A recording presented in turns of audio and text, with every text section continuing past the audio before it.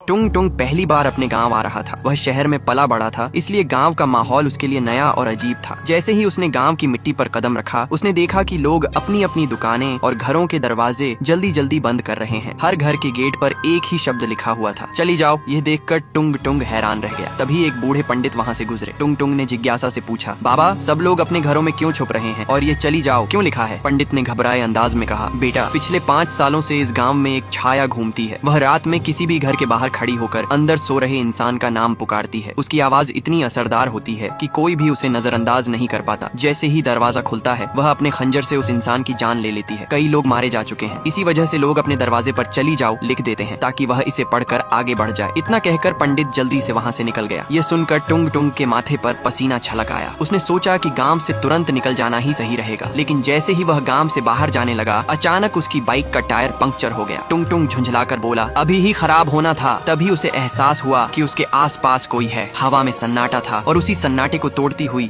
एक ठंडी लेकिन मीठी आवाज आई, मेरे पास आना। टुंग टुंग का दिल तेजी से धड़कने लगा। डर के मारे वह भागा और पास के एक घर में घुसकर दरवाजा बंद कर लिया। कुछ देर वह चुपचाप बैठा रहा। उसे लगा कि अब सब ठीक है, लेकिन जैसे ही उसने दरवाजा खोला, सामने वही छाया खड़ी थी। उसे देखते ही टुंग टुंग के पैरों तले जमीन खिसक गई और वह वहीं बेहोश हो गया। सुबह जब उसकी आंख खुली तो उसने खुद को जमीन पर पड़ा पाया। गांव वाले उसके आसपास खड़े थे और सबकी आंखों में हैरानी थी। सभी एक दूसरे से पूछ रहे थे, जो छाया अब तक हर किसी की जान ले चुकी थी, उसने टुंग टुंग को क्यों छोड़ दिया? और दोस्तों, यही है असली रहस्य जिसका पर्दाफाश होगा पार्ट 2 में।